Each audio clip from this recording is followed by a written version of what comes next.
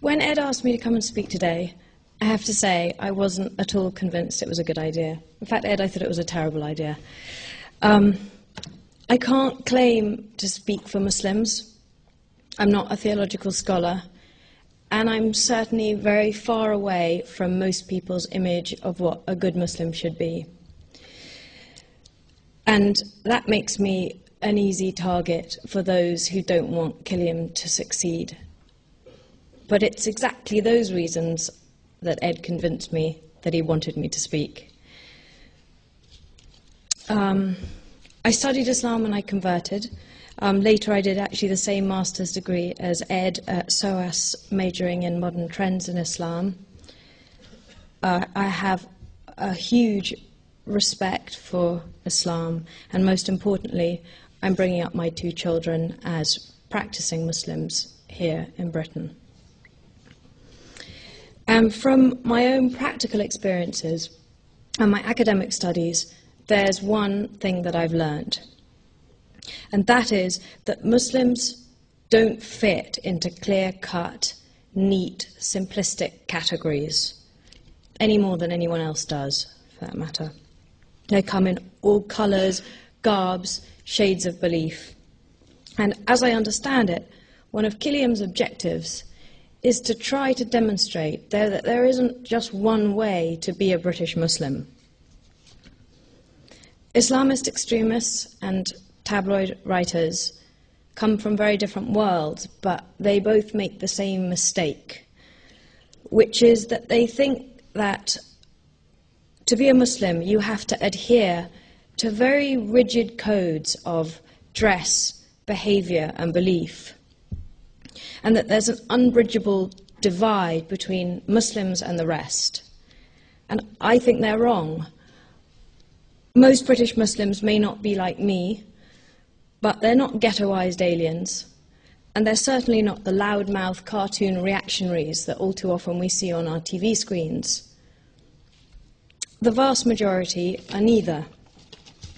Most Muslims are law-abiding, moderate people who don't feel that contradiction between being Muslim and being British. But through no fault of their own, they now find themselves in a very uncomfortable situation.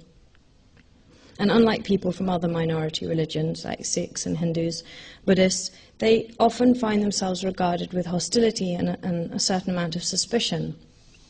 I'm not naive. I can see why this is happening. Yes, there's a growing tide of Islamophobia, and I think that has become, to some extent, an acceptable face of racism. But much of the blame has to lie at the feet of Islamist fanatics, those who plot terror attacks, those who shout hate-filled slogans in the street, those who make weaselly excuses to the media.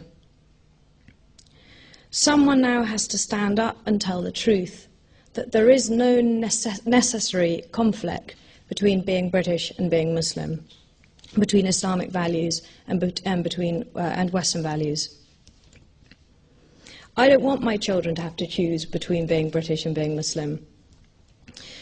At times, I have a 10-year-old son and an 8-year-old son, and at times, my oldest son shows signs of confusion. He's got one set of cousins here who go to discos, and he's got another set of cousins in Pakistan who are members of organizations like Tablighi Jamaat and Jamaat-e-Islami. And he comes back confused, and I can see that there's part of him that's looking for his own identity. And I can even see now how a culturally conflicted teenager might find that political ideology which is subversive and macho and exclusive and certain very attractive, and specifically because it gives a very particular identity to a child that's searching for that, trying to find his way. And as Sheikh Abdul Aziz al-Bukhari said, it's easy to be misled. And it's something that I worry about. I worry all the time about it. Someone has to give mainstream moderate Muslims in this country a voice, and I believe that Killiam is that organisation. there are very few people who have the courage or the depth of understanding or the conviction to do what Ed and Marge and their colleagues are doing. And so I believe it's vital that British Muslims and their friends give them as much support as possible. If change is to happen, then it really has to happen from within the Muslim community. I'm sure some of you have read about the verbal attacks and the threats from Killiam's detractors over the weekend. And being more cowardly than Ed, I had a little wobble. And and he sent me a text saying, "Be brave. If there was no response from the dark side, then we would be failing." And that's what Killiam is about for me. It's about challenging that dark side. I really hope they succeed, and I just wanted to come and wish them luck.